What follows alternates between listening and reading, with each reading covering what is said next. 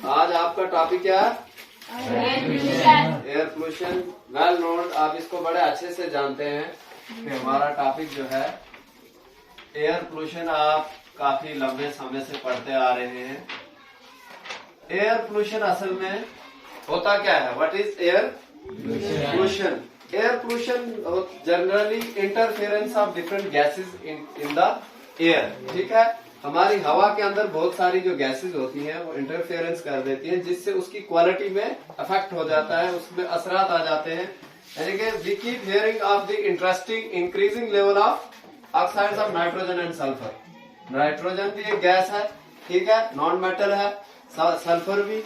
अब आप ये न्यूज सुनते रहते हैं डेली रोजमर्रा की जिंदगी में कि लोग एक मातम सा मनाते हैं, यानी काफी बेमौन है, काफी परेशान है कि जो फैक्ट है क्वालिटी ऑफ एयर, ये सच भी है, ये खाली मातम नहीं बनाया जा रहा है। It is reality that the air has gone down since their childhood. यानी हम लोग हैं, आप भी देख रहे हो कि हम बचपन से सुनते भी आ रहे हैं और देखते भी आ रहे हैं कि quality of air is being affected. इसमें काफी गहरे असरात पड़ चुके हैं। तो how is the quality of air affected? कैसे ये इसमें बुरे असरात जो पढ़ रहे हैं, how does this change in quality affect us and other life forms?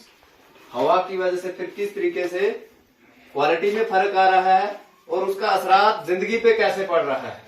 Air pollution is typically एक छोटा सा टॉपिक समझा जाता है, बट इट इज ब्रॉडली बहुत बड़ा कंसेप्ट है ये, जिसको हम लोग समझते कम है।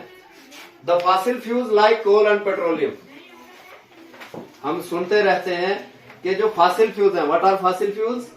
फॉसिल फ्यूल्स जो होते हैं वो naturally occurring in the crust of the earth from dead and decaying materials, जो थाउजेंड्स ऑफ ईयर्स जो हैं, कई 100 साल लगते हैं ये फॉसिल फ्यूल तैयार होने में नेचुरली।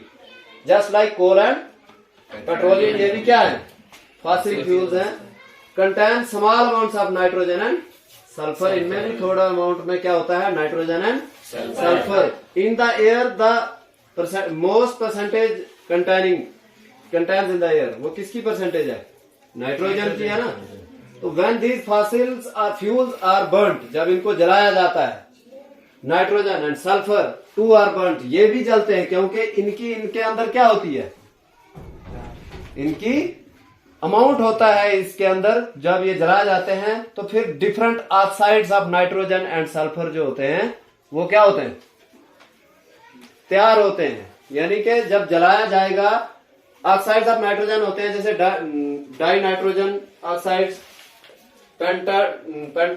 नाइट्रोजन ऑक्साइड्स, या disulphur oxides, trisulphur oxides वगैरह वगैरह बहुत सारे होते हैं। ठीक है, तो आपको पता है ये सारी चीजें जब जलती है, बर्न होती हैं, तो इसके लिए आप एक्सपेरिमेंटली भी देख सकते हो। आप जहां पे भी आप जलाते हो अपने घर में या कहीं भी जो घर में कूड़ा करकट वगैरह जलाते हो, तो उससे स्मेल किस टाइप की आती है ना?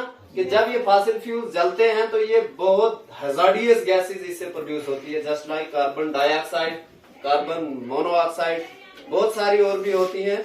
तो not only is this is the inhalation of this gas is dangerous, इसका खाली हम लोग अंदर सांस जब लेते हैं वही हैजार्डियस नहीं है, वही हमारे लिए जहरीली नहीं है। They also dissolve in rain, ये फिर बारिश में भी क्या होते हैं? मिक्स होते हैं, डिजॉल्व होते हैं in rain to give rise to acid rain, जिससे फिर क्या होती है? आपने नाम सुना होगा, एसिड रेन होती है। तो रेन जनरली जब वाटर वेपर्स जाते हैं आसमान के अंदर, तो वो वहां से क्लाउड तैयार होकर बारिश यहाँ पे गिरती है। तो जब यहाँ से ही हैजार्डियस थ्रू द एयर जाएंगे वो, तो ऊपर से वो हम पे क्या बन के बरसेंगे? Acid rain. The combustion of fossil fuels, जलाना, जो फॉसिल फ्यूल को हम जलाते हैं, also increases the amount of suspended particles in air, यानी जो पार्टिकल्स हैं हवा के अंदर, उनको भी क्या कर देते हैं? वो सस्पेंशन होती है उनकी भी। These suspended particles could be unburned carbon particles, बाद में वो जो सस्पेंड हो गए वो क्या रहते हैं? अनबर्न, जो जल नहीं पाते हैं। Our levels of all these pollutants cause visibility to condenses out of air, यानी this is known as smoke, जिसको हम क्या बोलते हैं? धुआं। ठीक है, तो धुआं से क्या होता है? Is visible indication of air pollution, यानी कि एयर पोल्यूशन हमें दिखता कहाँ है? जो धुआं है, देखने में हम वही है बहुत ज्यादा आजकल, जस्ट लाइक फैक्ट्रीज, इंडस्ट्रीज, और हम जो फ्यूल यूज करते हैं अपनी गाड़ियों के अंदर भी। आपने लीचन देखा होगा, लीचन जो पत्थर होते हैं आपके घरों में या जंगल में, रोड साइड कहीं पे भी लीचन, जो पत्थरों के ऊपर छोटी छोटी घास होती है, आप देखोगे रोड साइड में उस घास का कलर कुछ और होगा, जंगल के अंदर उसका कुछ और होगा, आपके घरों के नजदीक जो है वहां पे कुछ और होगा। वो ऐसा क्यों है? Due to the purity of air, के वहां पे जब, क्योंकि रोड के नजदीक ज्यादा से ज्यादा क्या है, हजार्डियस गैसेस प्रोड्यूस होती हैं, जो हम अपने ऑटोमोबाइल्स में, अपनी गाड़ियों में, व्हीकल्स में यूज करते हैं, तो वो उसका असरात उस पर पड़ जाता है और उसके हजार्डियस इफेक्ट्स की वजह से उसके कलर में क्या आ जाती है, चेंजिंग आ जाती है। तो हमने देखा कि यही चीजें, ये इंडिकेशन क्या है, अगर पोल्यूशन की इंडिकेशन को हम ये समझते हैं कि ये स्मोक में हमें दिखता है, टाइप में अगर नजर कहाँ आता है, that is smoke. Studies have shown that regularly breathing air that contains any of these substances increase the incidence of allergies. यानी जितनी भी हम स्टडी करते हैं फिर रिगार्डिंग द एयर पोल्यूशन, और बहुत सारे पोल्यूशन होते हैं, वाटर पोल्यूशन, नॉइज पोल्यूशन, लेकिन इस सब से हमें ये मालूम पड़ा है कि हम जब इस ब्रीथ करते हैं एयर को, जब लेते हैं हवा को अपने जिस्म के अंदर, इनहेलेशन इनटू द लंग्स, तो ये सब्सटेंसेस क्या कर देते हैं, एलर्जीज क्रिएट कर देते हैं।